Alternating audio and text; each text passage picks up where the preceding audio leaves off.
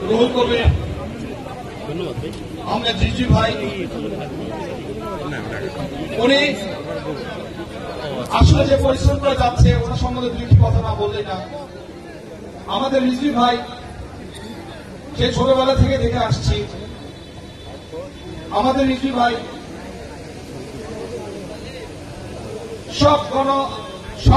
সব সময় গণতন্ত্রের পক্ষে যে আন্দোলন, সেখানে উনি উদীয়মান হয়ে দাঁড়িয়েছেন গণতন্ত্র মুক্তির ঝান্ডা হাতে নিয়ে। 90 আমরা যখন যুবক বয়স পেরিয়ে কলেজে পা রেখেছিলাম, তখন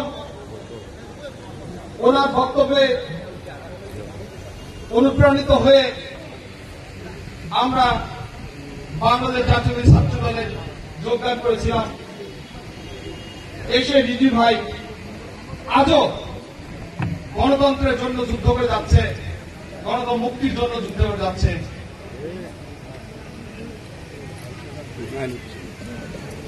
আমি এখানে উপস্থিত আরো যেসব নেতা আছে তাদের ত্যাগের কথা বলতে গেলে অনেক সময় লাগবে। আমি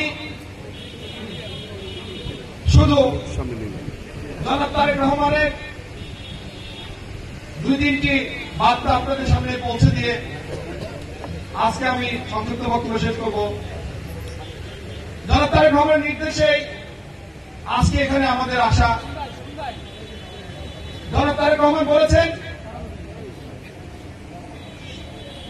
24-এ সম্প্রতি শেষ হয়ে গেছে যে আন্দোলন, সে আন্দোলনে যারা শহীদ হয়েছেন, যারা পঙ্গুত্ব বরণ করেছেন, সে সমস্ত পরিবারের পাশে দাঁড়াতে আমাদের পাঠিয়েছেন, তাদের সুখ দুঃখের সাথী হতে আমাদেরকে পাঠিয়েছেন।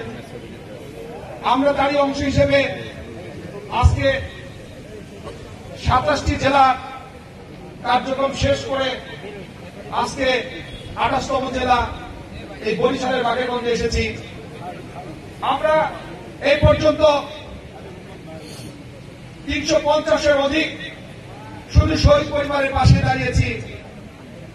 তারেক রহমানের নির্দেশে আমরা তাদের অনেক পরিবারের দায়িত্ব নিয়েছি, অনেক পরিবারের লেখাপড়ার কর্মসংস্থান এবং চিকিৎসা সেবার দায়িত্ব নিয়েছি। আমাদের এই কার্যক্রম ইনশাল্লাহ অব্যাহত থাকবে। জনাব তারেক রহমান